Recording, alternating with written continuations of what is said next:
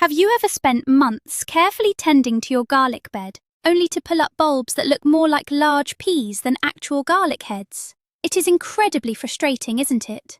Well, today we are going to fix that problem forever. Welcome back to the channel. Today we are talking about the absolute most critical moment in your garlic's life. We are talking about the final feeding. I promise you, by the end of this video, you will know the exact secret to doubling or even tripling the size of your harvest. But first, let me ask you a controversial question. Are you still feeding your garlic nitrogen right now? Let me know in the comments, because if you are, you might be accidentally destroying your own crop.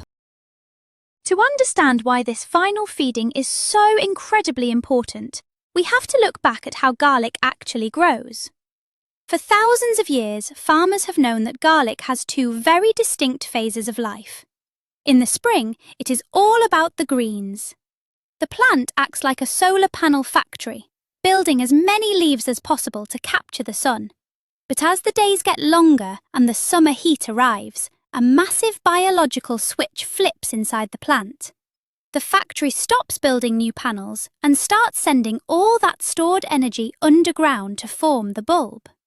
This is where most modern gardeners completely fail. They treat the plant the same way in June as they did in April. But the rules have changed, and if you do not adapt, your harvest will suffer. Let us talk about this absolute turning point in the life of your garlic. You see, right now, your garlic is going through a massive identity crisis. For the entire spring, it only cared about one thing. It wanted to grow big, beautiful green leaves. But now, the game has changed entirely. The plant needs to shift all its focus, all its energy, and all its resources down into the ground. It is time to build that massive bulb.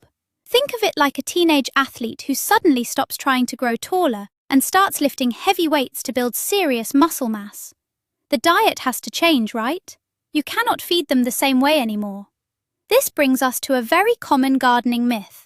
So many people believe that you should just keep pouring nitrogen-rich compost tea on your garlic right up until you pull it out of the dirt. That is a terrible idea.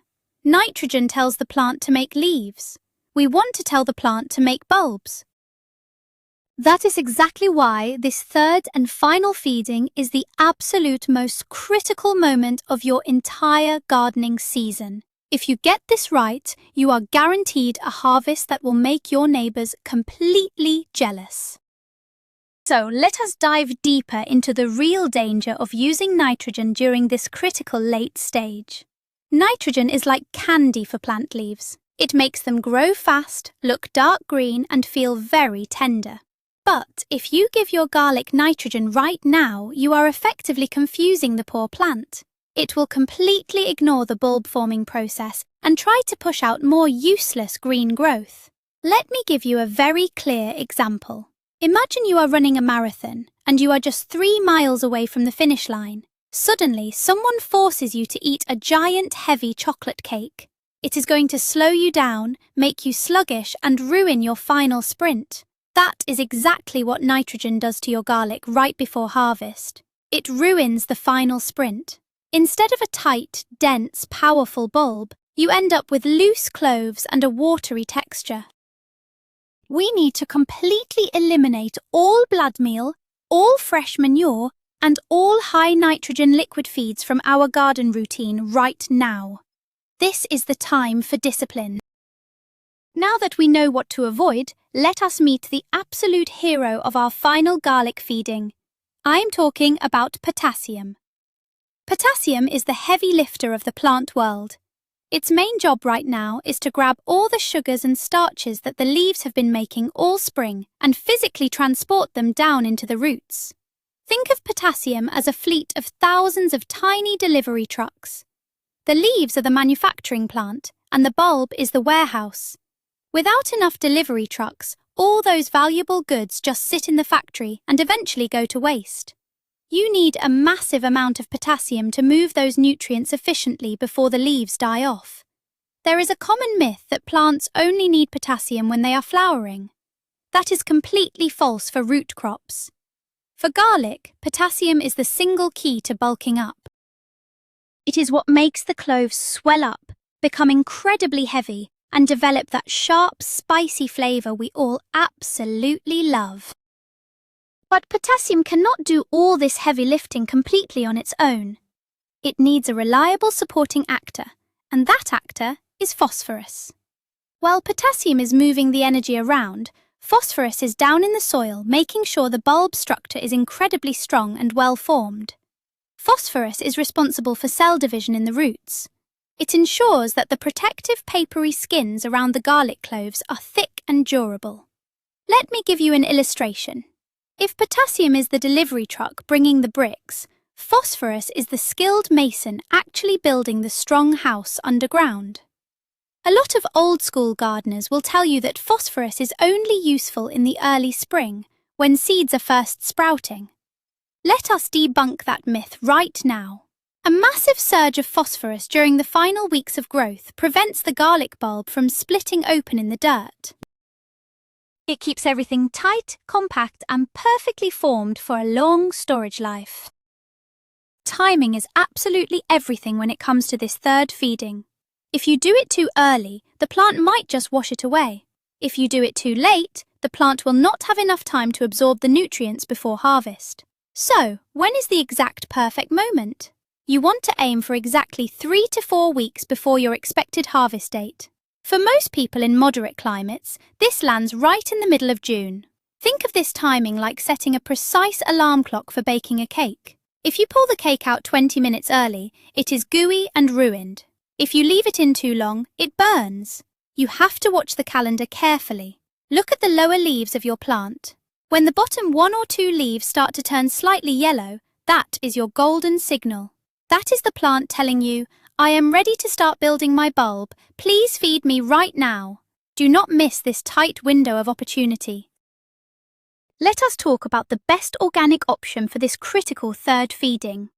By far the most popular and effective natural source of potassium and phosphorus is simple wood ash. Hardwood ash is absolutely incredible for garlic. But you cannot just dump dry ash on top of the dirt and hope for the best. You need to make an ash infusion to make those nutrients instantly available to the roots. Imagine trying to swallow a dry pill without any water. It is difficult and takes forever to digest. Plants feel the same way about dry powder on dry soil. To make the infusion, take 2 cups of sifted wood ash and stir it into 10 litres of water. Let it sit for at least 24 hours. Then, pour about 1 litre of this cloudy mixture around the base of each garlic plant. The water acts as a carrier, pulling those essential heavy minerals deep into the root zone, where the plant can drink them up immediately. If you do not have a wood-burning stove, or if you prefer to use mineral fertilizers for absolute precision, then potassium sulfate is your best friend. Also known as sulfate of potash, this is a clean, powerful, and fast-acting option. The beauty of potassium sulfate is that it contains exactly 0 nitrogen. It is a pure, focused energy beam for your garlic bulbs. Let me give you an example of how to use it. Think of it like a pharmacist measuring out an exact dose of medicine. You do not want to guess. Dissolve exactly 1 tablespoon of potassium sulfate into 10 litres of warm water. Stir it until it is completely clear. This precise measurement guarantees that your plants get exactly what they need without burning the delicate root hairs. Pour this solution directly onto damp soil. The sulfur in this mix is an added bonus, because sulfur is the exact element that gives garlic its intense, pungent smell and spicy kick. There is another incredibly powerful mineral option that professional growers swear by, and that is monopotassium phosphate. This sounds like a scary chemical, but it is actually just a highly concentrated, water-soluble salt of potassium and phosphorus. It is the ultimate rescue remedy if your garlic is looking a little small as summer approaches. Think of monopotassium phosphate like an intravenous drip of pure energy in a hospital. It bypasses all the slow digestion processes and goes straight to work inside the plant's vascular system. I want to debunk a major myth here. Many people think that using synthetic fertilizers like this will instantly kill all the beneficial microbes in their garden soil. While overusing them is bad, a single, properly diluted dose of monopotassium phosphate used during this critical 3-week window will not destroy your soil biology. It will simply give your garlic the massive, instant boost it desperately needs to finish strong. Right around the time of this third feeding, many gardeners start to experience what I call the yellow leaf panic. You walk out to your garden, look down, and see that the bottom leaves of your gorgeous green garlic are suddenly turning yellow and dying off. Most people completely freak out. They think their plants are diseased or starving or dying of thirst. But let me reassure you, this is completely normal. In fact, it is exactly what we want to see. Think of it like an autumn tree dropping its leaves before winter. The tree is not dying, it is simply reallocating its energy to survive.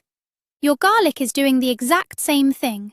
It is literally sucking the life out of those lower leaves and sending those nutrients straight down into the bulb. If you see 1 or 2 yellow leaves at the bottom during the third feeding, congratulate yourself. Your plant is right on schedule. Do not panic and do not add nitrogen. Here is a crucial rule that you must follow when applying this final liquid feeding. You must never, ever pour fertilizer onto completely dry soil. This is a very fast way to burn the roots and shock the plant. The root hairs of a garlic plant are incredibly delicate. If a highly concentrated salt solution hits them while they are dry, it pulls moisture out of the plant instead of pushing nutrients in. Let me give you a very relatable example. Imagine waking up incredibly thirsty in the middle of the desert, and the first thing someone hands you is a perfectly dry, salty cracker. It would be awful, right? You need a glass of pure water first. Your garlic needs the exact same thing. Always water your garlic bed thoroughly with plain, clean water the day before you plan to fertilize. This plumps up the roots, prepares the soil channels, and ensures that your nutrient solution spreads evenly and safely exactly where it needs to go. Sometimes root feeding is just not enough, especially if you have had terrible weather or your soil is heavily compacted. In these tough situations, you need to utilize foliar feeding. Foliar feeding means spraying a highly diluted fertilizer solution directly onto the leaves of the garlic plant. The leaves have tiny pores that can absorb liquid nutrients almost instantly. Let me give you an illustration. Imagine standing outside on a brutally hot summer day. Drinking a glass of water helps, but having someone spray a cool, refreshing mist directly onto your face makes you feel better instantly. That is foliar feeding. If you are using monopotassium phosphate, mix just 1 teaspoon per 10 litres of water, put it in a pump sprayer, and mist the plants early in the morning. The plant will absorb those critical nutrients through its leaves within hours, bypassing the root system entirely. This is a fantastic secret weapon for guaranteed large bulbs. Now, we cannot talk about the final feeding without talking about the garlic scapes. If you are growing hardneck garlic, your plants will start shooting up a curly green flower stalk right around the time you do this final feeding. You absolutely must cut these scapes off. Do not pull them, cut them cleanly with scissors. If you leave the scape on the plant, the garlic will spend all of its energy trying to produce tiny seeds at the top instead of building the bulb at the bottom. Think of it like a movie director editing a film. You have to cut out the distracting side plots so the audience can focus entirely on the main story. The bulb is our main story. There is an incredibly silly myth out there that tying the garlic leaves in a physical knot will force the energy down and make the bulb bigger. Please do not do this. Tying knots damages the leaves and stops photosynthesis. Just cut the scape and apply your potassium fertilizer. What actually happens if you just get lazy and decide to skip this third feeding entirely? Well, the plant will not die, but the result will be incredibly disappointing. Without that final surge of potassium and phosphorus, the plant simply runs out of gas right before the finish line. The cloves will not swell up to fill the papery wrappers. You will end up with bulbs that feel squishy and loose when you squeeze them. Let me give you a visual example. Imagine blowing up a beautiful party balloon, but instead of tying the knot tightly at the end, you just pinch it with your fingers. Slowly but surely, the air leaks out and the balloon looks sad and wrinkly. A garlic bulb without a final feeding is like that sad balloon. It lacks density, and worse than that, loose garlic cloves store terribly. Moisture gets between the loose wrappers and your entire harvest will likely rot in your pantry before winter even arrives. You also need to adjust your final feeding strategy based on the actual weather in your garden. Mother Nature does not care about your schedule. If you are having an incredibly rainy June, the rain is constantly washing nutrients out of your topsoil. In this case, doing a liquid feed might just add to the waterlogging problem. Instead, you should carefully scratch dry wood ash or dry potassium sulfate gently into the top layer of the soil and let the heavy rains wash it down. On the other hand, if you are experiencing a severe drought, the plants are stressed. Let me give you an example. It is like changing your wardrobe based on the morning weather forecast. You adapt. In a severe drought, do not use heavy granular fertilizers because they will never dissolve. You must use a highly diluted liquid drench and apply it in the late evening so the sun does not instantly evaporate your hard work. While we have focused heavily on potassium and phosphorus, there are two microelements that act as secret flavor boosters during this final stage. I am talking about magnesium and sulfur. We already mentioned sulfur briefly, but let us dive deeper. Magnesium is the central atom of the chlorophyll molecule. It keeps the upper leaves functioning just a little bit longer, squeezing out every last drop of solar energy. Sulfur, on the other hand, is the building block for the essential oils that make garlic taste like garlic. Imagine baking a batch of chocolate chip cookies. The flour and sugar are the main ingredients, but adding that tiny, precise pinch of sea salt on top is what makes the flavor explode in your mouth. Magnesium and sulfur are that pinch of salt for your garlic. If you use potassium sulfate, you are already providing the sulfur. To add magnesium, a very light spray of dissolved Epsom salts on the leaves works absolute wonders. Right after your plant fully absorbs this final third feeding, you have to do something that feels very unnatural to most gardeners. You have to completely stop watering your garlic. About 2 weeks before you plan to harvest, the soil needs to start drying out. This dry period is what forces the papery skins around the bulb to cure and harden while still in the ground. There is a terrible myth that you should keep watering your vegetables right up until the day you pick them. If you do this to garlic, the skins will rot and the bulb will split wide open into individual cloves while still buried in the mud. Let me give you a physical example. Imagine working with wet modeling clay. You mold a beautiful pot, but to make it strong and durable, you have to let it dry completely in the sun. If you keep spraying it with water, it stays soft and eventually collapses. Stop watering your garlic 2 weeks before harvest. During this final drying out period, after the feeding is complete, there is one last physical task you can do to guarantee massive bulbs. You need to gently aerate the soil directly around the base of the stem. Carefully use a small hand tool to scrape away the top ½ inch of hard-crusted soil right where the bulb meets the air. Do not dig deep or you will slice the roots. Just break the surface tension. Why do we do this? Because, as the garlic bulb rapidly expands from that potassium feeding, it needs physical room to push outward. If your soil is baked into a solid brick of clay, the bulb will be crushed and stunted. Think of it like unbuttoning your pants and loosening your belt after eating a massive holiday dinner. You just need a little bit of room to expand comfortably. Giving your garlic a loosened collar of soil allows it to achieve its absolute maximum genetic size without fighting the earth. So, you have done the feeding, you have stopped the watering, and you have loosened the soil. How do you know exactly when to pull these massive bulbs out of the ground? Earlier, I told you to cut off all the curly flower scapes. Well, I want you to leave exactly one scape growing in the middle of your garlic patch. This single scape is your biological indicator. It is your signal tower. When the scape first grows, it curls around like a pig's tail, But as the underground bulb reaches its absolute maximum maturity, that curly stalk will slowly straighten out and point directly up at the sky. Let me give you the perfect analogy. Think of that single scape like the little plastic pop-up timer they put inside a roasting turkey. When the timer pops up straight, the turkey is done. When your indicator scape stands straight up and the bottom 3 leaves are brown, your giant garlic is fully cooked and ready to harvest. The final feeding does not just affect the size of the bulb in the ground, it directly affects what happens to the garlic after you harvest it. We call this the curing process. Because you provided a massive dose of potassium and phosphorus, the cellular walls of your garlic are incredibly thick and strong. This means that when you hang your garlic up to dry in a shady, breezy barn or garage, it will cure perfectly.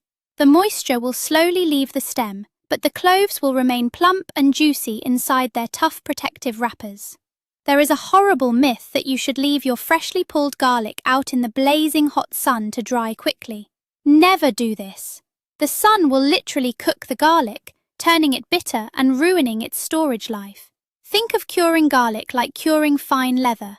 It requires time, shade, and good air circulation to become durable and long-lasting. Your third feeding made this perfect curing possible. Let us do a quick rundown of the ultimate final feeding checklist to ensure you never forget this process. First, mark your calendar for 3 to 4 weeks before your expected harvest. Second, check the bottom leaves for that yellowing signal. Third, completely banish all nitrogen from the garden bed. Fourth, pre-water your soil so the roots are plump and ready.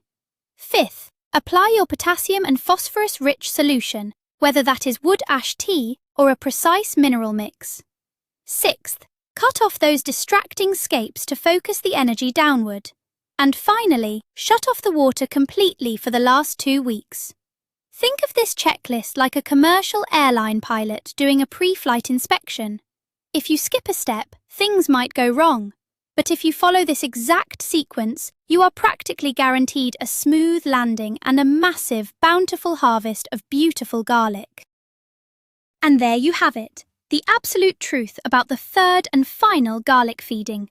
When you finally take your garden fork, push it deep into the soil and lift up a garlic bulb that is the size of a tennis ball, you will realize that all this precise timing was completely worth it.